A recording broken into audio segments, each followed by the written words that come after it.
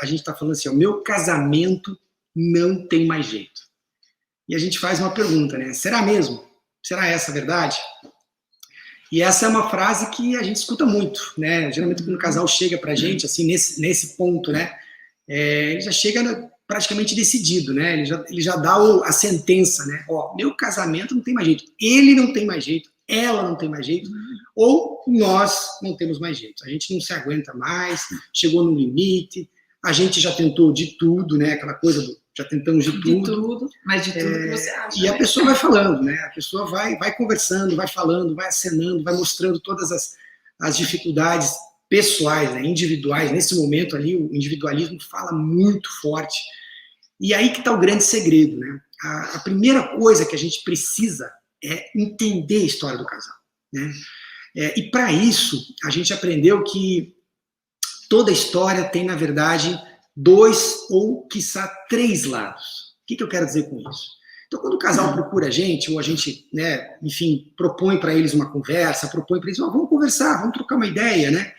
Sem aquela coisa despretensiosa, a gente deixa o ambiente bem à vontade para que eles possam falar tudo, né? A gente muito pouco fala dessa primeira conversa. Na verdade, a gente só memoriza e anota algumas coisas para entender essa história, né? O que está por trás desse não dá mais, não tem jeito, não aguento mais, é o fim, né? E aí a gente, com tudo isso em mente, depois de conversar com os dois, a gente tem, digamos, um lado da história, né? Lembra que eu brinquei que são 2 ou 3 lados.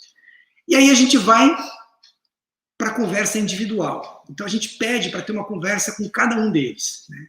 Com a mulher, com o homem. A gente pode fazer isso, eu e a Débora junto com a esposa, eu e a Débora junto com o marido, ou às vezes, dependendo, a gente cria uma situação muito intuitiva, a gente às vezes acaba, eu só conversando com o marido, porque o homem com o homem, ele tem uma liberdade maior, até verbal, né? Um vocabulário mais fácil de se expressar. A mulher é a mesma coisa, ela fica mais à vontade para falar de certas coisas, até íntimas, com a mulher só. E aí a gente junta essas coisas, essas peças todas, né? A gente começa a perceber, então, que apareceram aí pelo menos mais 2 lados na história, certo? Então a gente tem o lado da esposa e a gente tem o lado do marido. E, ó, eu confesso para vocês, os dois têm razão. Se você for ver a mulher falando, a esposa falando... Ela tem toda a razão. O marido não presta. Ele não vale nada mesmo, o casamento está acabado. Agora, quando você vai ver o outro lado, você vai ver que a história não é bem assim. Então a gente percebe que esse individualismo ele é muito perigoso dentro do casamento. Essa percepção, né, eu diria até certo ponto egoísta. A gente olha o nosso lado, né? Isso é natural, é humano, né? Só que com isso a gente começa a construir todo um cenário de reconstrução. A gente entende perfeitamente, e é muito claro isso, praticamente 100% das vezes, que o grande problema desse casal é comunicação. Uhum. Comunicação. Não é falta de amor. Não é falta de amor, né? É comunicação. Raras exceções onde há muitas vezes um agente, né, um terceiro, uma situação de adultério, onde é uma coisa focal, mas mesmo assim isso, o adultério, só estou abrindo uma parênteses aqui, às vezes isso já não é o problema, isso já é o reflexo do problema, não é verdade? Mas o ponto principal nessa nossa conversa da manhã hoje é que a comunicação desse casal, via de regra, está extremamente afetada. Ela, na verdade, nem existe. E por isso é que essas dificuldades de compreensão mútua acontecem. Uma grande afirmação que normalmente a mulher faz, e isso é muito importante, é muito valorizado no discurso dela, é a velha história do ele não me ama mais. Ele não me ama mais. O homem também fala muito isso, ele pode falar isso, né? Mas muitas vezes o homem traduz essa questão como respeito. Tá? Só guarde isso por enquanto. Mas é muito comum essa frase, essa afirmação, ele não me ama mais. E aí, de novo, a gente faz a pergunta, será? Porque quando você vai perguntar para ele diz assim, como assim não amo? Eu faço isso, eu faço aquilo, eu te dou isso, eu te dou isso, eu te levo não sei aonde. Então, percebe que a percepção dele não é essa. Ele ama ela. Mas essa falta de comunicação, de entrosamento do que é entre amar a pessoa e a pessoa se sentir amada, quer dizer, fazer essa conexão, né, esse plug entrar, é diferente. É totalmente diferente essas percepções. Quer dizer, o que eu estou fazendo como amor, o que eu estou tentando dar como amar a pessoa, fazer com que ela se sinta amada, necessariamente não significa que essa pessoa, no caso, o meu cônjuge, a minha esposa, está se sentindo amado. Ele está dando, mas não é o que Ele tá dando, ela precisa. Exatamente, ele está dando o que ele tem. E aí que vem uma grande sacada, assim, que é fundamental. Quando a gente percebe que esse desarranjo de comunicação em relação ao amor, a gente percebe rapidamente que a gente pode unicamente, simplesmente, inicialmente, né? Veja, eu não estou dizendo que essa é a panaceia, que essa é a solução de todos os problemas. Mas é incrível como uma pequena dinâmica, uma pequena ferramenta, nós conversamos ontem com a Rô e o Ali a respeito disso, a gente gosta muito dessa metáfora, né? Da ferramenta, da questão de você poder ter ferramentas para usar nesse momento, nessa construção, nessa reconstrução do teu casamento, né? Ou nessa reforma, vamos assim dizer. Você começa a perceber, a gente tem uma ferramenta assim que a gente percebeu que é incrivelmente eficaz nesse processo de ele não me ama mais e não tem mais jeito, ela não me quer mais, não tem mais jeito, ela não me respeita mais, não tem mais jeito. Quando a gente alinha essa comunicação, o que a gente percebe é que um está falando uma linguagem e o outro fala outra. Então é que nem você colocar um casal aí, vamos dizer assim, um chinês e uma porto-riquenha no mesmo lugar e querer fazer com que eles se entendam, né? Cada um falando a sua própria língua e, obviamente, não entendendo a outra língua. Então isso gera, com certeza, vai gerar em algum momento conflitos, é natural. Um fala uma língua, outro fala outra língua, como é que você quer ser entendido? Né? Isso vai consumir muita energia. Então a gente ensina esse casal a falar uma mesma linguagem, a chamada linguagem do amor. Isso foi algo que a gente aprendeu já há muitos anos atrás e a gente, né, aplicou no nosso casamento naquela época e foi assim incrível. Já em poucas semanas a gente percebeu a diferença, né, o efeito, a transformação no dia a dia, né, nas questões básicas do dia a dia. Então, um exemplo, a gente aprendeu, por exemplo, que existem 5 linguagens do amor, basicamente, né? Se você puder, digamos assim, otimizar isso e fazer isso de uma maneira didática, a gente é possível, né, perceber 5 linguagens do amor, né, meu amor? Então, e a primeira linguagem de amor são as palavras de afirmação. É verdade. Então, vamos dizer assim, a pessoa ela se sente amada através de palavras de afirmação. Como, por exemplo, nossa, amor, como você está linda hoje. Amor, como você está cheiroso. Nossa, eu admiro tanto você. Você é o cara. É o famoso encher a bola, né? É isso aí. É o famoso encher a bola. Na verdade, essa é uma linguagem essencialmente masculina. Não que a mulher não tenha isso, a mulher não gosta de ser valorizada, como você está bonita, esse vestido, teu cabelo, você pintou o cabelo, você fez isso, você fez aquilo. Mas se percebe que a maioria, né, estatístico, a maioria dos homens tem muito essa linguagem. Respondem a isso, a esse reconhecimento. Eles interpretam isso como respeito. Isso para o homem é muito importante. Quando você enche a bola dele, quando você fala que ele é o cara, que o que ele está propondo a se fazer lá no trabalho vai dar certo, porque ele é o cara. Então, esse tipo de coisa tem uma resposta muito positiva. Então, essa é a primeira, palavras de afirmação. A segunda são as formas de servir. Atos de serviço, é verdade. Então, a pessoa se sente amada quando ela é servida de alguma forma. Por exemplo, quando você arruma a cama para aquela pessoa, quando você arruma o guarda-roupa dela, quando você faz uma comidinha gostosa, faz uma refeição séria, você arruma bonito para esperar ela. Então você faz um serviço a favor daquela pessoa, né? Então tem que ficar claro que não é uma empregada dentro de casa, não é isso. Não é uma obrigação. Não é uma obrigação. Mas quando você faz esse serviço com a outra pessoa, com amor, ela se sente amada. Né? E lendo, né, esse livro, né, a gente descobriu naquela época que essa era a linguagem de amor do Sandro. Verdade. Rapidamente eu me identifiquei com isso. Ele se sentia amado quando eu fazia coisas para ele. Né? E isso foi muito importante para mim. Isso traduzia para mim que ela se importava, que ela cuidava das minhas coisas. Então, quando eu chegava e via meu guarda-roupa organizado, ela arrumou minha gaveta, ela fez algo. De alguma maneira, isso E eu não tinha nem noção disso, eu não percebia como isso é importante. Isso que é o detalhe. A gente não costuma nem perceber isso, na correria né? do dia a dia que isso tem valor para nós. Quer ver uma coisa que deixava ele muito nervoso quando a gente tinha criança pequena e ele chegava em casa e via, sabe, a criança quando tá gripada e fica aquele meleco aqui, ou a boca tudo suja da criança. Pensa numa... Ele ficava desesperado quando ele via o filho dele com a cara suja. Isso representava um desleixo para mim e, naturalmente, eu interpretava isso por alguma razão, por algum mecanismo emocional meu, que isso era falta de amor, né? Falta de cuidado, falta de zelo para com as coisas, para as minhas coisas. Né? Um exemplo, por exemplo, que afeta as pessoas, quando ela chega em casa, vamos dizer, a pessoa que tem essa linguagem de amor como linguagem de amor primária, é quando ela chega em casa e vê a casa toda bagunçada. Então, aquilo para ela é uma afronta. Então, tanto o homem como a mulher, né? Os dois. Vamos dizer que a mulher limpou tudo bonitinho, saiu, o marido ficou em casa, quando ela volta, tá tudo virado. Né? Então, isso aí para ela pode ser uma afronta muito grande. Pode ser, assim, uma demonstração de falta de amor para ela. Ou ao contrário, né? Vamos dizer que o marido chega em casa e ele se sente amado quando tá tudo limpo. Uhum. E a mulher não fez nada o dia inteiro em casa e deixou tudo bagunçado, estava em casa o dia inteiro, não fez nada, né?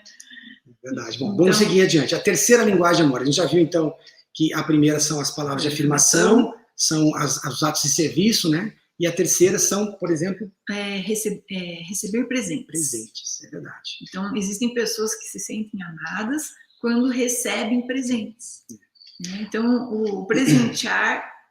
Para ela, de alguma forma, significa amor, né? Só que aqui tem que entender que isso não é necessariamente gastar dinheiro dinheiro que eu não tenho. São pequenas coisinhas do dia a dia, né? Às vezes uma florzinha, às vezes uma balinha, o docinho que ela gosta, às vezes um bilhetinho escreveu.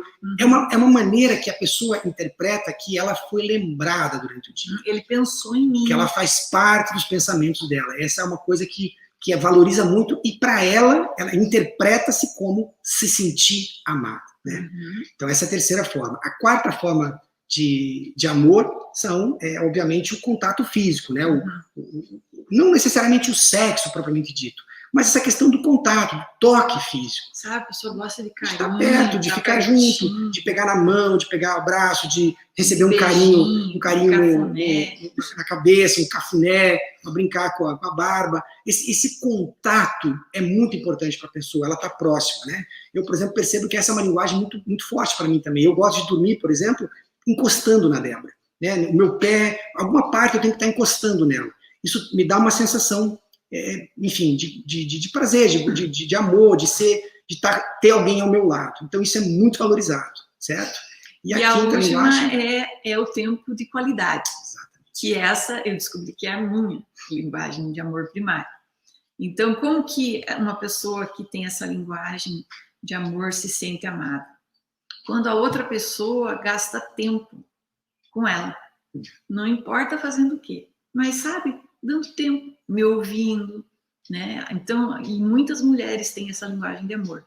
Elas precisam que o marido pare e ouça, sabe? Dê atenção exclusiva para ela. Para ouvir. Muitas vezes o cara pega o telefone e fica lá. Ou na frente da televisão, sabe? Assistindo televisão. E a pessoa fala, ele... Cara, isso aí é mortal para uma pessoa que tem essa linguagem como primária. Entendeu? O simples ato de você parar de fazer o que você está fazendo, pegar teu celular e falar assim, desligar a TV. O que você quer me falar? Você quer me contar alguma coisa que aconteceu no dia, que aconteceu... É claro que tudo isso é uma percepção, você precisa entender que tem um momento para isso. Né? Muitas vezes a pessoa, o marido, no caso, está ali trabalhando, fazendo algo, enviando um e-mail de última hora, resolvendo uma situação. É claro que você querer cobrar isso dele não é justo, não é o momento certo. Né? Então você vai aprendendo a alinhar isso dentro da tua rotina do casal. Por exemplo, o nosso momento de qualidade é o café da manhã. A gente conseguiu fazer isso, porque a nossa rotina permite isso, certo? Então é o momento que eu e a Débora estamos, via de regra, sozinhos, sentamos na mesa, tomamos café. Então, nosso café pode durar, às vezes, 40 minutos, 1 hora. E não pode celular. E não pode. A gente fica aqui sentado, né, exatamente nessa mesa, e a gente toma um café, a gente conversa. Invariavelmente, a Débora me conta um sonho dela, e eu presto atenção, a gente conversa, a gente faz os planos para o dia, a gente conversa a respeito de coisas que passaram no dia anterior. A gente percebeu que esse é o melhor momento para a gente ter essa dedicação um pelo outro. E isso por exemplo, e ele, como gosta de ser servido, o que eu faço para ele? Eu arrumo uma mesa bonitinha do café. Ela acorda mais cedo. Eu faço o café para ele, né? Tudo certinho, deixo bonitinho aqui. E daí eu vou acordar ele. Entende? Então, isso a gente aprendeu como fazer para que a outra pessoa se sinta amada, né? Então, não me custa fazer isso. Não me custa fazer isso para dedicar para ele. E é sempre aquela questão da ação e reação, né? Exatamente. E ele também. Ele já sabe que aquele tempo ali, ele vai dedicar para mim. Ele vai me ouvir, ele vai conversar comigo sem celular, né? Então, é importante a gente achar, a gente mudar os nossos hábitos, né? Porque quando você faz, o outro também acaba fazendo, né? Você é uma resposta. Você planta, da mesma forma, você quando colhe. você não faz, e às vezes inconscientemente, você nem sabe que deveria. Sabe. Você não está entregando isso para a pessoa. Você está lá enchendo ela de coisa, o marido já falou, já escutei, mas eu te dei um carro novo. Mas você não me escuta. Percebe isso? Isso é muito então, comum. ele está trabalhando com presente. Ele está dando coisa. Mas ela está pedindo o quê? Tempo de qualidade. Por quê? Porque a linguagem preferencial dela não é presente. Ora, você vai dizer assim, mas eu gosto de ganhar presente, eu gosto que façam as coisas para mim, eu gosto que me encham a bola. Naturalmente, todo mundo gosta de tudo. Mas sempre existe uma, talvez duas, mas essencialmente uma que é preponderante, que fala mais alto. É forte dentro de você. Então, o grande segredo é a gente descobrir essa linguagem e entregar isso para a pessoa. Veja, quando a Débora prepara o café, eu não interpreto isso aqui como uma obrigação dela. Palavras como por favor e muito obrigado são fundamentais. O reconhecimento do que ela faz para mim, sabe, meu amor, obrigado por ter feito isso. Obrigado, olha que café gostoso, que delícia. Então, são coisas assim que são muito valorizadas, porque senão passa a se tornar um fardo, uma obrigação. E a gente começa a descobrir que a gente começa a falar uma mesma língua, sem querer. Essa não é a minha linguagem, mas eu entrego para ela, eu me comunico com ela dessa forma, e ela, não é a linguagem dela, mas ela se comunica comigo. É quase como o espanhol lá, porto-riquenho, vai aprender a falar chinês, e o chinês vai aprender a falar espanhol.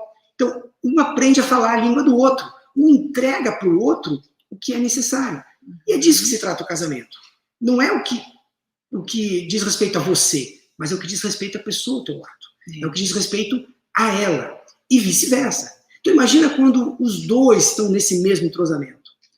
Quando a gente faz essa dinâmica, a gente propõe essa dinâmica para as pessoas, né, de conhecer essas 5 linguagens do amor e aplicá-las no casamento, por alguns dias, algumas semanas, a gente volta a conversar.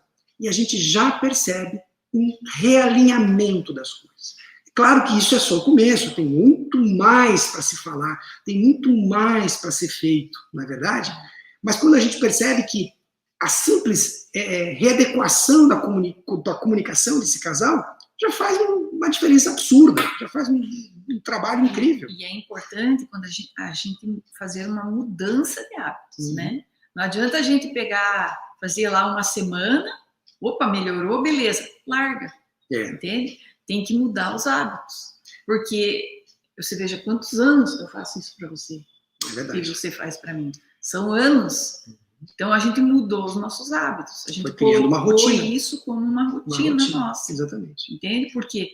Porque a gente precisa disso. O casamento precisa disso para sobreviver. Senão, a gente morre. E a outra coisa também, o outro lado é verdade. Se você faz ali por 1 semana, 2 semanas, e não vê resultado, você chuta o balde. Fala, pô, eu tô te fazendo isso, você não faz isso. Não. Quer dizer, aí vira o quê? A barganha. Casamento não é barganha. Relacionamento nenhum, pai e filho, mãe e filha, muito menos marido e mulher. Não existe barganha. Eu tô te dando isso, o que você tá me dando? Não existe isso, porque senão você estraga o princípio. É cobrança. Você compromete todo o princípio, o processo, né, natural, fisiológico da coisa. Você quer forçar alguma coisa. Então, insista, porque isso aliás, existem pesquisas que comprovam isso. Não é algo assim simplesmente, vamos ver se vai dar certo. Isso é empírico, está provado, já foi passado por provas e há resposta satisfatória para isso.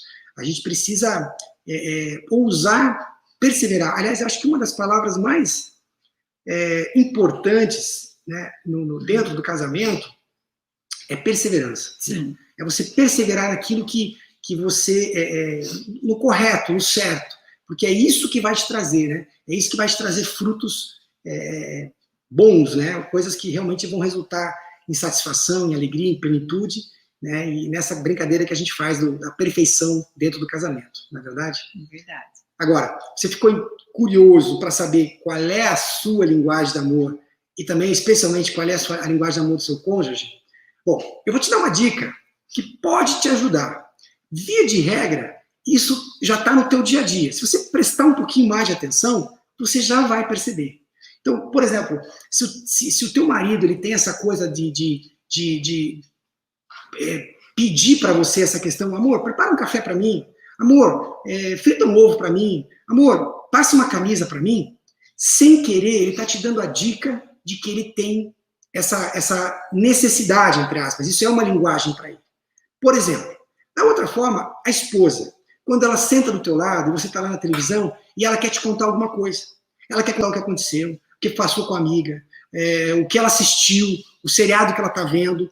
E você fala, meu Deus, vou ter que aguentar isso. Sim, esse é o momento onde tudo pode, sabe, virar a chave. Você está com a faca e o queijo na mão. Ela está dando a dica, tempo de qualidade. Cara, faz o seguinte, desliga o que você está fazendo, desliga o celular, desliga a televisão e fala, amor, vai lá, o que você quer me contar?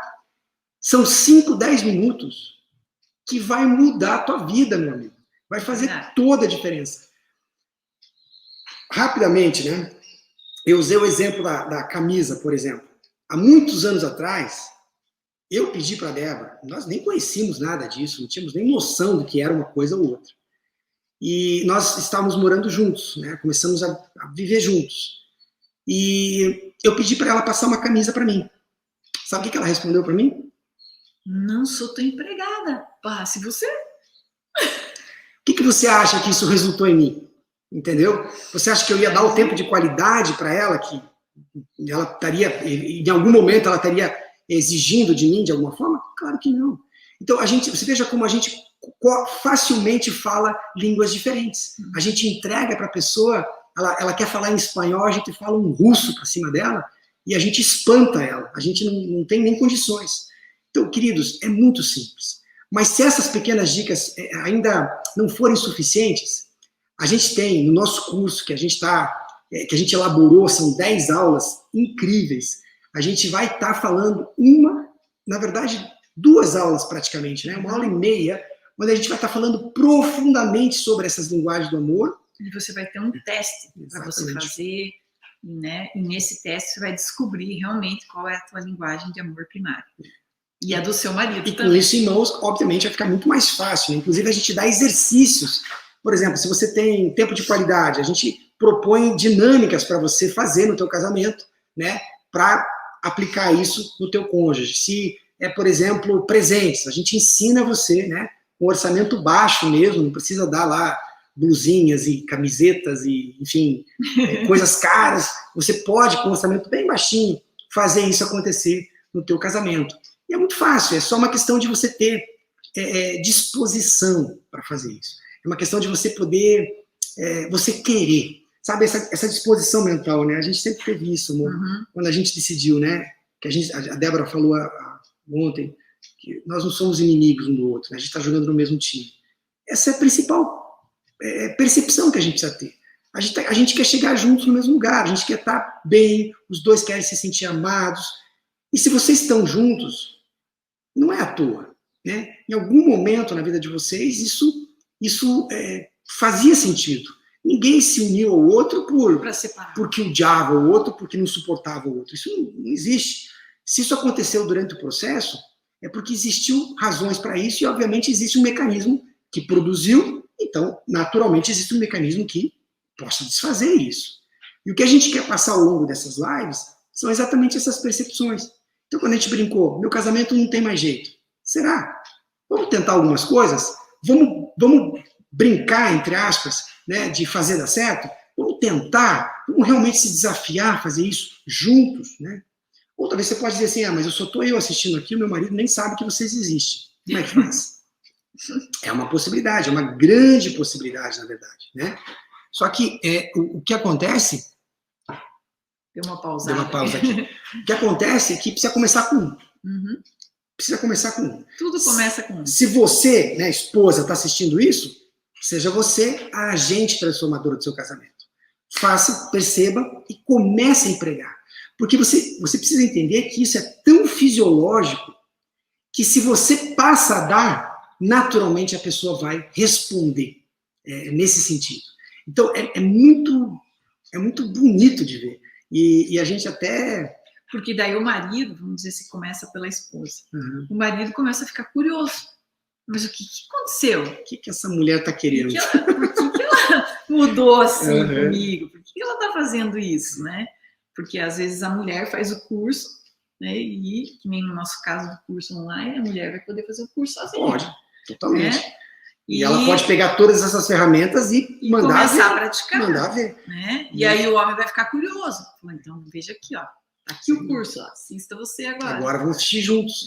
E eu garanto, nós garantimos, não tem como. Se você aplicar isso, né, de maneira correta, com disposição, é mais ou menos como um remédio que a gente, né, eu como médico uso muito essas analogias, né? Eu te dou esse remédio. Agora, é claro, você precisa tomar esse remédio do jeito certo. Não adianta eu te dar um bom remédio, um remédio que é comprovadamente, né, eficaz contra a doença em questão, mas se você não tomar esse remédio da maneira correta, seja lá, de manhã, em jejum, com água, direitinho, né, todos os dias, ou uma vez por semana, não adianta querer cobrar o resultado. Você precisa pegar o remédio certo e tomar da maneira certa. Então, existe sim um caminho de restauração. Posso garantir para vocês que existe uma maneira, né, e até certo ponto simples, de você reedificar, de você restaurar tudo aquilo que foi sendo, né, eliminado do teu casamento. E o ponto principal, o ponto de partida, você vai ver, a gente vai conversar muitas mais vezes sobre isso, tem a ver com comunicação. Quanto você está investindo no teu casamento em relação à comunicação?